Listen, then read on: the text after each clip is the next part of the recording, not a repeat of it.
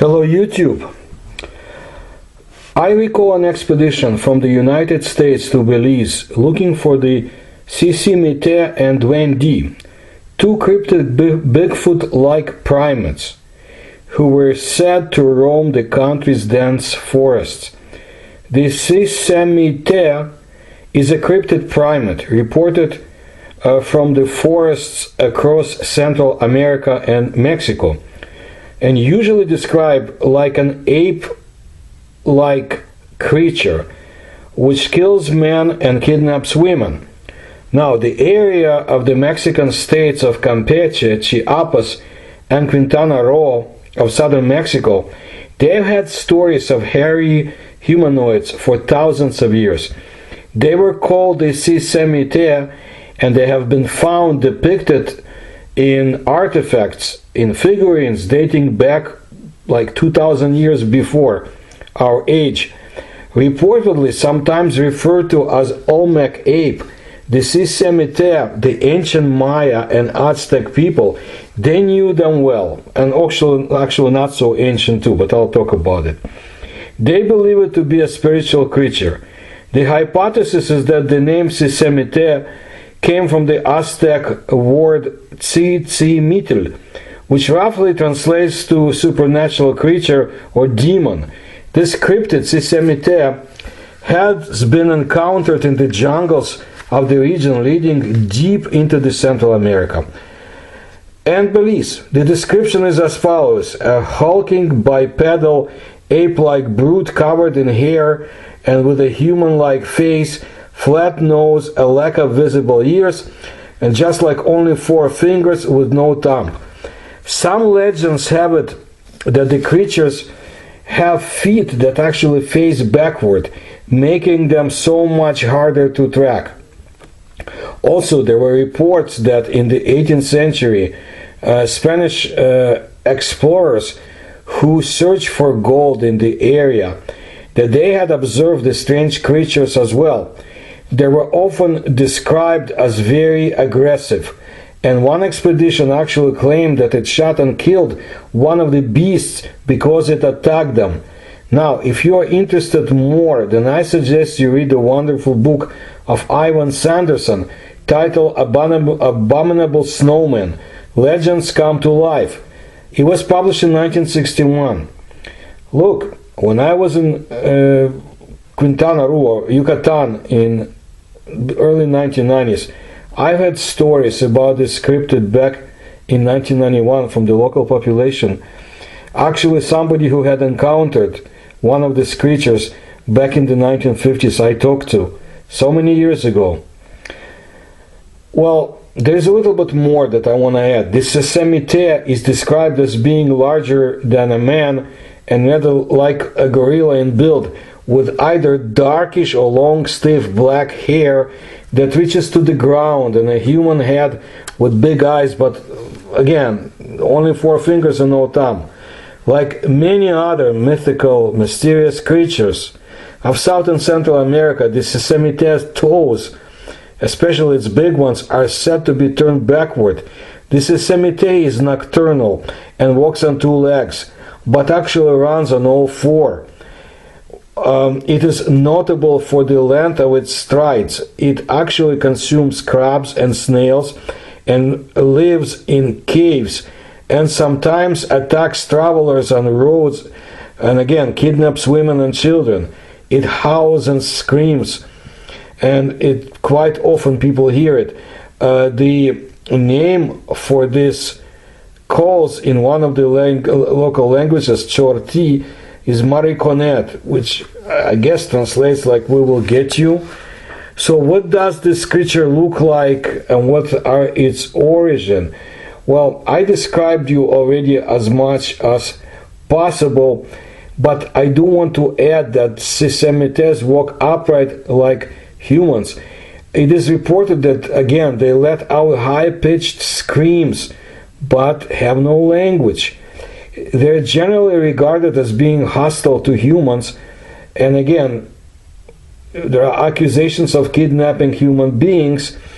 Their ape-like fur has been described also as of a chestnut color to pitch black. So I'm adding a little bit more description from different sources, but they have no protruding ears and their noses are flat. Cryptozoologists, those who study unknown or mythical animals, suspect that the Sisimite came across the Bering Land Bridge with humans. That would be from Asia, from Siberia, from the Far East. And I told you a lot about abominable snowmen, Yeti creatures, Bigfoots in those areas. So, it is believed that it came across from the Bering Land Bridge with its northern cousin Bigfoot about 40,000 years ago. Why it is confined to the dense jungles of southern Mexico, thousands of miles away from the closest Bigfoot sighting, well, that's basically is unknown. Perhaps the northern offshoots of Sisimite were killed off by early humans, or if this is something unrelated to Bigfoot, the habitat of the north and central parts of Mexico were not conducive to the survival of the Sisimite.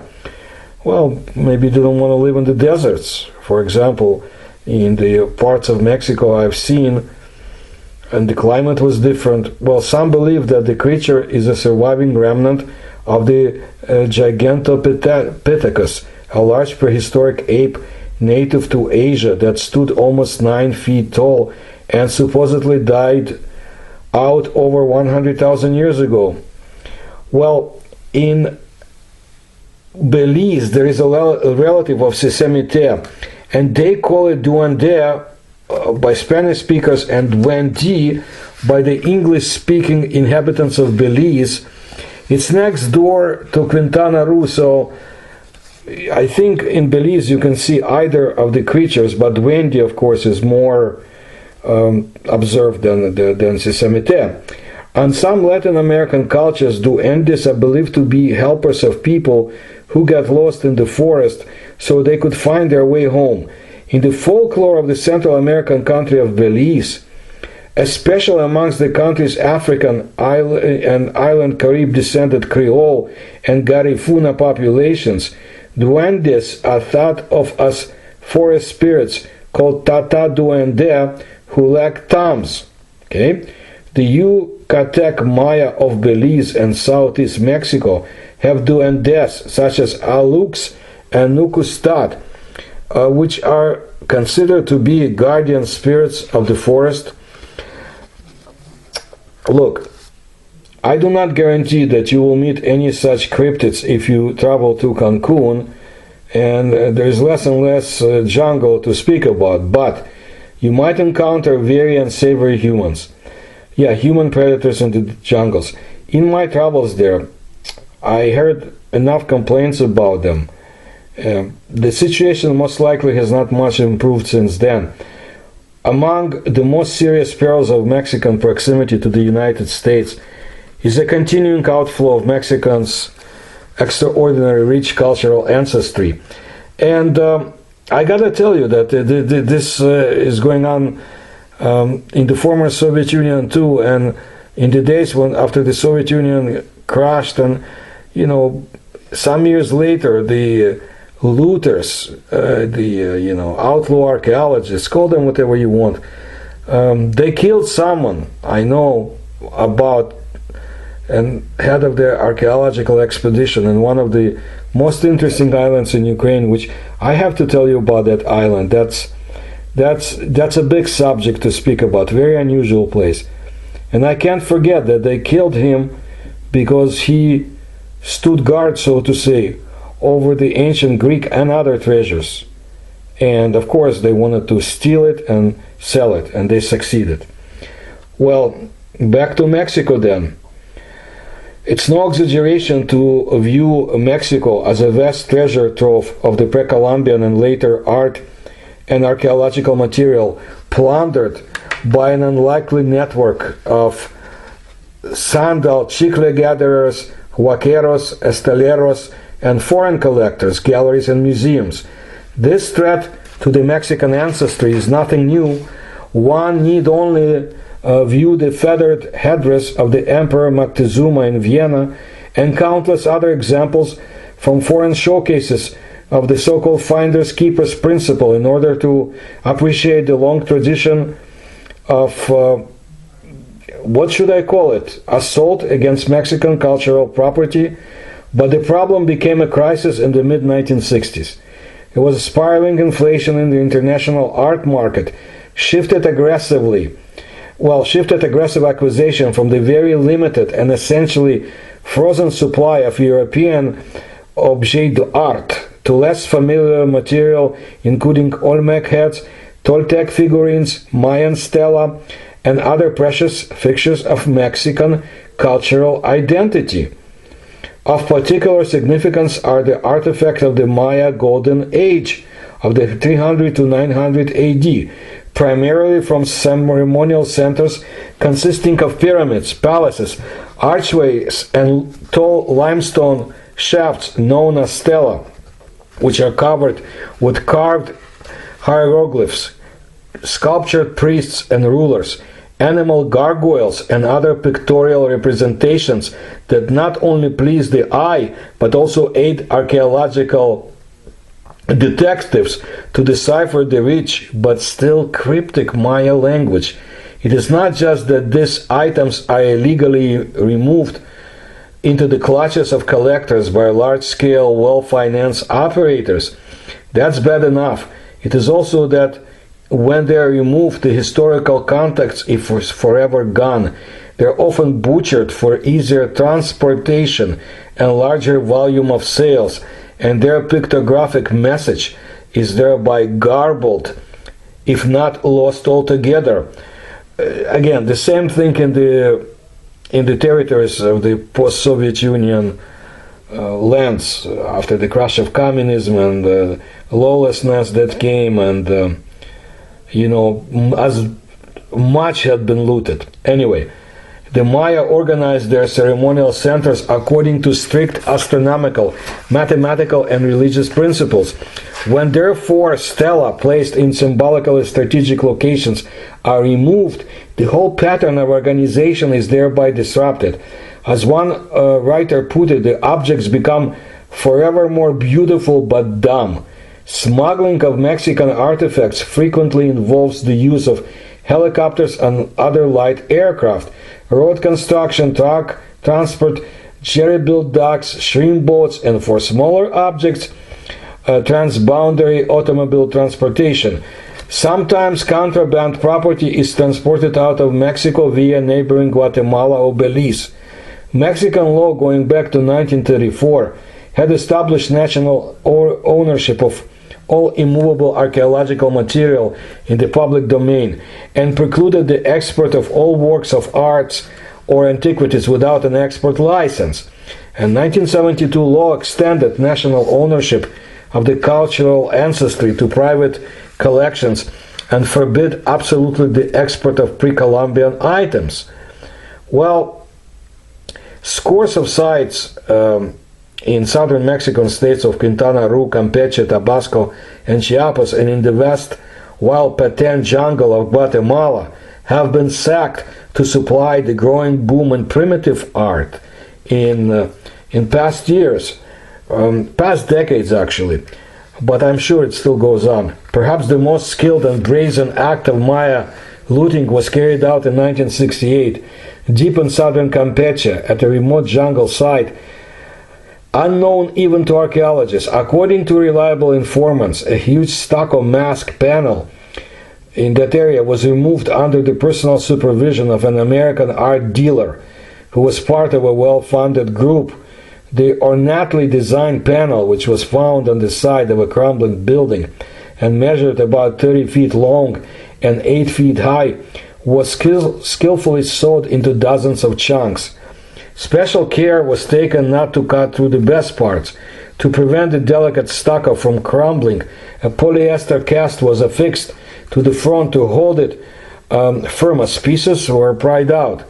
Packed in crates, the chunks from the Campeche site were lifted out by air and shipped to the United States. While looting continues, the import of stela and other large pieces appears to have stopped, at least in the United States, as a result of the American laws, But experts say the trade is shifting now to smaller vessels and figurines, objects that are not protected by law and are less identifiable. And indications of moves to send Stella to Switzerland support the fears of many that the traffic will simply shift to Europe and Japan, where the affluent people have made many new art collector and where import is still unrestricted. I would add China to it too if they're interested in this, but I think the market is there. Because of their secrecy, the operations of looters seldom come to light, and locals would be afraid to speak to curious foreigners. Remember that. Also, there are dedicated Mexican federal police officers, as well as some in Belize, who do not want to see smuggling of ancient artifacts. Some of them operate outside of the law. Some of them know that the law is corrupt enough not to prevent looting, and some of them take law into their own hands. And I've heard stories. I don't know more than I tell you here, and I've not been there since 2008, but people are very unhappy about their treasure and their ancestors' legacy being shipped out. And of course, the choicest discoveries are not made apparent because they don't want even the archaeologists to go there if there is no law behind them. Actually, that's not only in Mexico like that, but I already told you about the former Soviet Union. Just, it's good to be curious, but you have to be careful because there are a lot of things going on, and again, people are unhappy about what's happening. Maybe one day we will see what I've heard rumors about unusual stela that show ancient people looking at the stars and speaking to people from the stars and much more, but not right now, not as far as I would guess. It used to be that few of the looters were so careful. In many cases, the entire monument is destroyed and abandoned. In the crudest type of plundering, a stela is cracked by fire and water with great damage. The objects were brought out by mule, canoe, and even by airplane and helicopter. The routes were varied, or are varied, but the porous border with Belize, which cuts to the wildest jungle, that's where the Sisimite lives in, and Duende. Well, it provides an easy smuggling exit from southern Mexico and Guatemala. In Belize, transshipment to the United States or Europe was arranged in the past years. But again, here's how it was years ago. Indeed, the looters often go about their work with little fear of the police. Most cities are totally unguarded, and even when there are guards, a few $100 bribe to remove an 100,000 art object is not unknown. Consider the inflation, of course, but I think the situation has not much changed. It was very interesting. There was a situation about a discovery and an attempted looting of it, and Mexican authorities learned of the site, special archaeological site, and dispatched one of the Mexico's leading archaeologists, Victor Segovia, to the scene. He was later excavating many of the 120 buildings, and the site became under constant armed guard. That's what they had to do. If the stucco heads had been lost, according to Segovia, some of the most important revelations about the spread of the ancient culture would have been lost. This is because the heads, which date to 400 AD, were in the Olmec style, form not known to have reached far south before. And if you remember those strange heads found in Mesoamerica in the Olmec style, you will understand what I mean.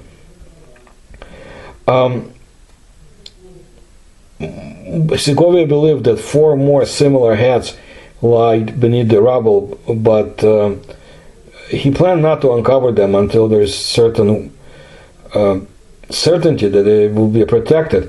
The humans are more poisonous than the snakes, Segovia said, looking at the looting damage at the thickly overgrown jungle site. Much of the booty found in the Yucatan was channeled to Merida. Archaeologists and officials there said that one of the largest art middlemen in the city was a member of a distinguished family involved in shipping and commerce.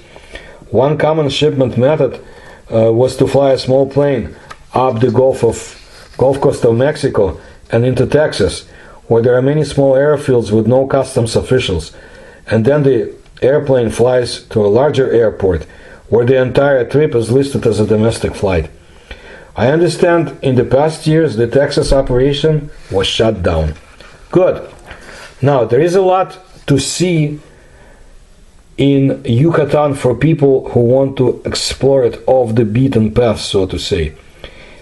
Here is what I was told. There is a very interesting rare phenomenon of the cave of the hanging serpents in the village of Chetumal in the state of Quintana Roo. The cave of the hanging serpents was found, I think, somewhere around 2002. Mexican rat snakes populate that cave, slowly hang there until they're totally suspended from their tails, balancing themselves like rhythmically, waiting for the prey to pass close by, to quickly spring in the darkness, and to trap one of the species of bats that live in this fascinating cave, to immediately asphyxiate it by constricting it with their powerful muscles before the snakes swallow those bats. By the way, an underground river or cenote of crystal clear water runs through the cave of Chetumal. Some other interesting places that adventurers or explorers who think they're adventurers should not miss in Quintana Roo. Chetumal is at the point between Mexico and Central America where they converge the more exotic of the two geographic regions and cultures. Chetumal city basically sits at the border with the English-speaking Belize, formerly British Honduras. In Chetumal, its capital city, you will find the Museo de la Cultura Maya, Museum of Maya Culture, where you will learn a lot about this fascinating civilization that we really don't know that much about, but we will someday. Laguna Bacalar is the second largest freshwater lake in Mexico. Bacalar is one of the world's true natural treasures, with turquoise freshwater lagoon, white beaches, cenotes, jungle, mangroves, unique ecology, culture, and history. Derived from the Maya word Bacalar, place surrounded by reeds, Bacalar is a lakeside town. It's 24 miles northwest of Chetumal, and it's 3 hours from Cancun, but you will not be sorry if you like the subjects I tell you about and you want to learn more on the site. Go there. It sits near the coast just before Corozal, Belize, and it's area that divides Belize from Mexico. Xcalac is a fishing village, a very cool place with no burdens of civilization. Xcalac is a little village at the very tip of Mexico's Quintana Roo state, and it borders Belize at Ambergris Cay. Xcalac, it's like a seaside village at the bottom of Yucatan Peninsula. It's one of those remote locations where inaccessibility is the essence of charm. I think it's much more accessible now than years ago, but I remember that its few hundred residents lived largely without electrical power or modern indoor plumbing. I think there were rain-catching basins and panels, but keep your eyes open. You might see interesting things in the sea there. Well, it's always nice to talk about Yucatan, and the problem you see in Quintana Roo is the non-stop hotel and resort construction. And this construction, or constructions, there are subdivisions located in the cities of Cancun, Tulum, and Playa del Carmen. To meet the housing demand of almost 40,000 migrants who arrive in the state each year, plus foreign people from foreign countries who settled there too. I already told you about the Russian-speaking population, and it's very interesting how cultures now intermix. But as a result, the forest is cut down, and fires are abundant, and excessive growth is not accompanied by adequate reforestation. Nature is being destroyed for tourism, and Sisimite may have to find other territories to roam. And the jungle, while it still hides its secrets, I think the jungle might come to an end if this construction for tourism doesn't stop. It's one of the most interesting places I've seen in my life. I can't compare it to Southern Africa. It's unique and different in its own ways, and it's great.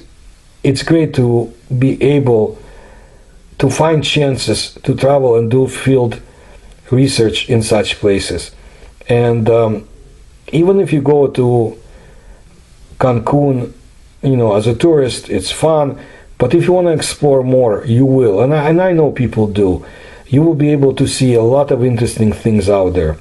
So that's what I wanted to let you know about that part of the world. I have a number of videos about Eurasia that I need to produce, but not only Eurasia. I want to tell you about a very interesting connection between ancient India, for example, and the Aztecs. And to demonstrate to you in my future videos that the world in antiquity was not at all what we think about it, and there were connections and inroads between different cultures, and I think they learned from each other. And in the future I want to show you architecture of Peru, for example, and ancient Turkey, some of its cultures being almost identical. I already showed you the snakes, the images of the serpents, very similar to different cultures. So I appreciate those who support my research, and if you can do so, you'll find the links in the description to this video, and stay tuned for more videos. Thank you. Please subscribe to my channel and tell others.